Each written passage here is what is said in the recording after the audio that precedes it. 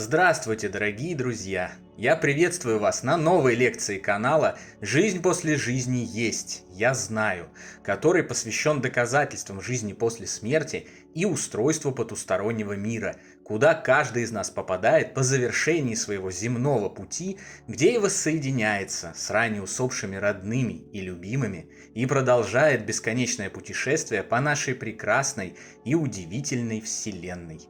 Если вам нравится то, что мы делаем, вы можете поддержать работу нашего канала донатом по ссылке в описании видео. Благодаря вашей поддержке наши ресурсы остаются бесплатными для всех. Большое вам спасибо! Сегодня мы поговорим о том, как умершие, находящиеся на том свете, влияют на живых людей. Я объясню механизм такого влияния, расскажу, каким оно бывает, к чему может привести и как им можно управлять в собственных интересах, а также в общих благих целях. На идею развить эту тему в отдельную лекцию меня натолкнул вот какой вопрос, заданный одним из наших зрителей. Я не знаю, что будет со мной после смерти. Хочу делать добро, но не могу. Иногда бывает как будто приступ, и я становлюсь злым и раздражительным, ругаюсь, делаю больно близким. Потом проходит, я каюсь, но дело уже сделано.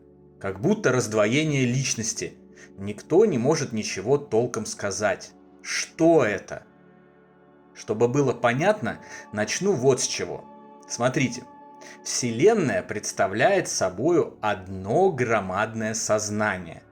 Это вовсе не бесчетное количество камней и пылающих ядерными реакциями звезд, раскиданных по бесконечному космосу. В первую очередь, Вселенная – это одна большая мысль, одно большое сознание, включающее в себя мириады других крохотных сознаний, живущих на разных уровнях бытия, в разных его областях и измерениях.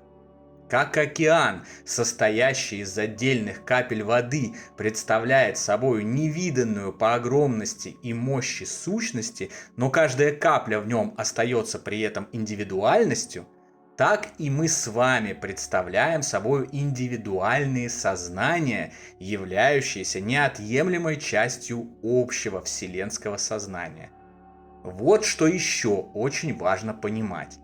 Именно сознание создает материю, а вовсе не наоборот, как это сейчас пытается представлять современная наука. Сначала было сознание, и только затем оно начало создавать материю, галактики, звезды, планеты и все остальное на всех уровнях и во всех мирах, материальных и потусторонних.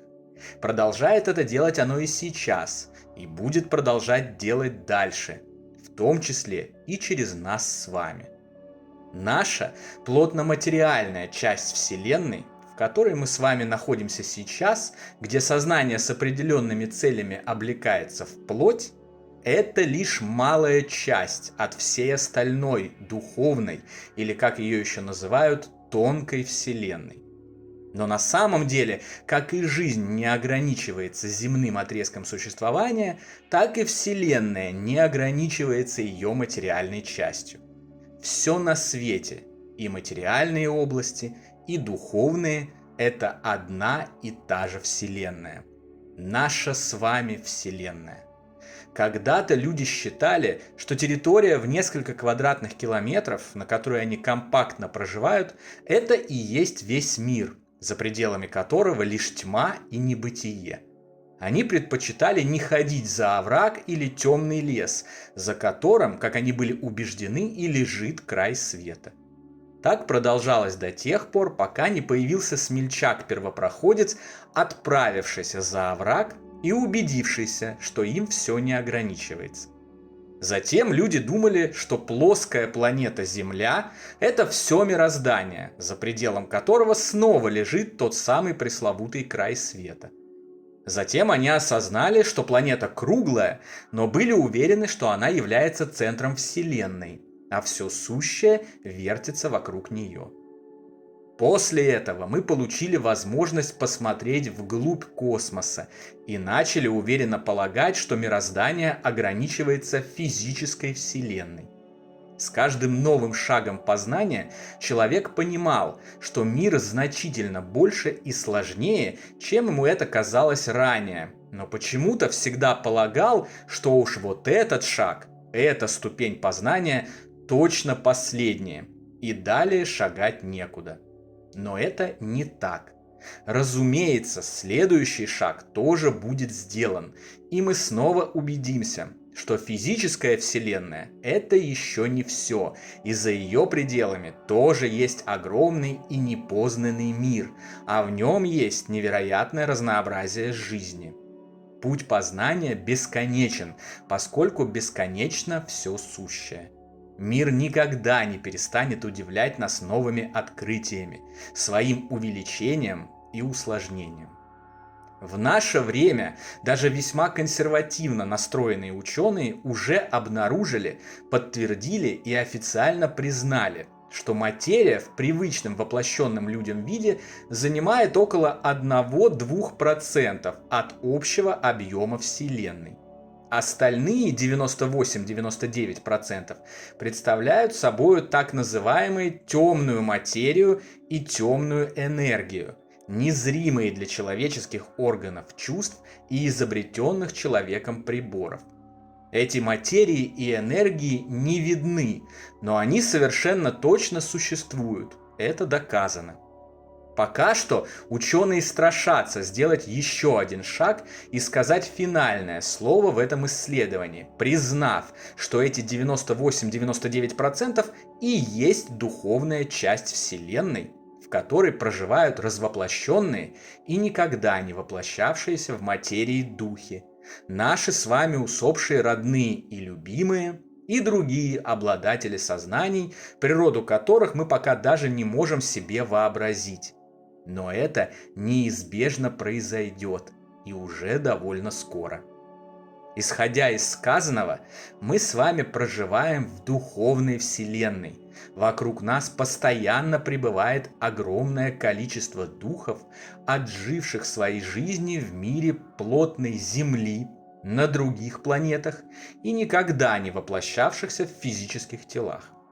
Выражаясь стереотипными человеческими понятиями, одни из них являются добрыми и развитыми, другие же злыми и невежественными.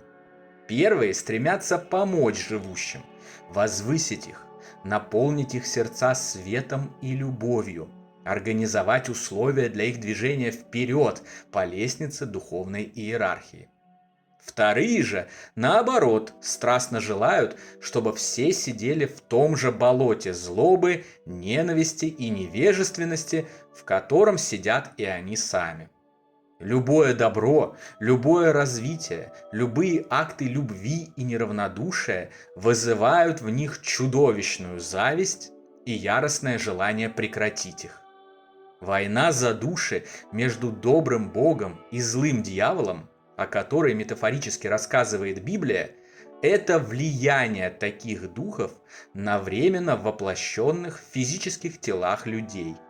Нам все время нашептывают в уши, советуют и рекомендуют, как поступить в той или иной ситуации. Что сделать, а чего не делать, на что соглашаться, а от чего отказываться.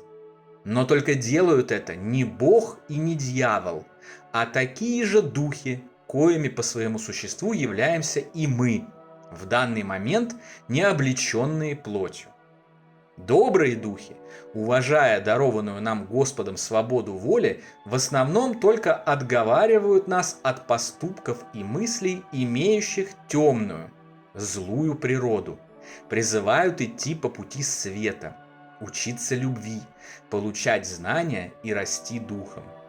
Злые духи агрессивно толкают нас на разные нехорошие и некрасивые поступки. Выйти из себя, нагрубить, оскорбить, ответить хамством на хамство, вступить в драку, убить, уничтожить, украсть, завладеть, причинить вред и так далее. Все это советы злой части духовного сообщества.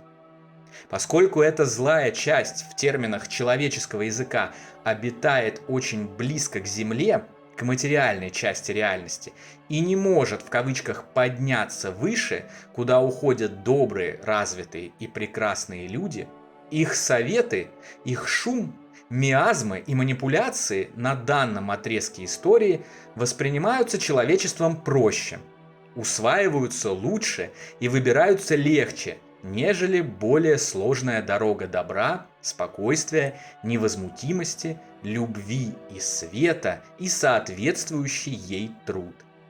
Такое влияние ни в коем случае не означает одержимости и обязательного выполнения требований того или иного духа. В любой ситуации, даже когда человек всей душой попал под влияние и увяз в нем словно муха в желе, окончательный выбор все равно за ним, так как ничто не способно нарушить его фундаментальную, святую и незыблемую свободу воли. В любой ситуации вы обладаете достаточным количеством сил и решимости, чтобы отказаться от вредных и злобных рекомендаций и прислушаться к добрым советам духов прекрасной и возвышенной природы, которые в любой момент ненавязчиво, но уверенно находятся на связи с любым живущим и стремятся помочь ему.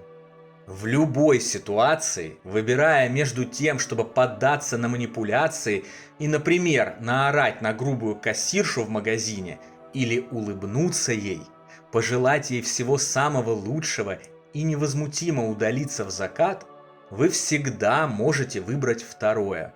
Все, что для этого нужно, взять за правило слушать только добрые советы и рекомендации и отказываться от того, что несет с собой злобу, агрессию, ненависть и негативную энергию. Считать природу энергии совсем несложно. Однажды начав следовать такой практике, со временем вы научитесь определять их в одно мгновение, и совсем скоро уже ничто не сможет нарушить ваше внутреннее спокойствие и исключительно добрые устремления. А далее вы естественным образом навсегда откажетесь от излучения или потребления негативных энергий и научитесь идти по дороге света самостоятельно, без необходимости получения каких-либо советов. Одной из главных целей нашего воплощения в физической части реальности является научение быть независимыми от любого влияния, неважно, духовной природы или физической.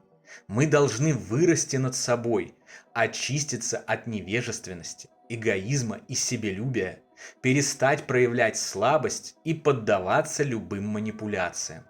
Мы должны стать абсолютно самостоятельными и самодостаточными личностями, умными и мудрыми, несущими полную ответственность за свои действия, поступки и мысли, а значит, достойными участвовать в божественном строительстве разумной вселенной, исполненной любви, добра и света для всех в ней проживающих. Испытание потери любимых людей тоже является частью этого комплекса обретения независимости и возможности следовать своим фундаментальным целям и задачам, несмотря на любые трудности, страдания и проблемы, зная и помня о том, что жизнь никогда не прекращается.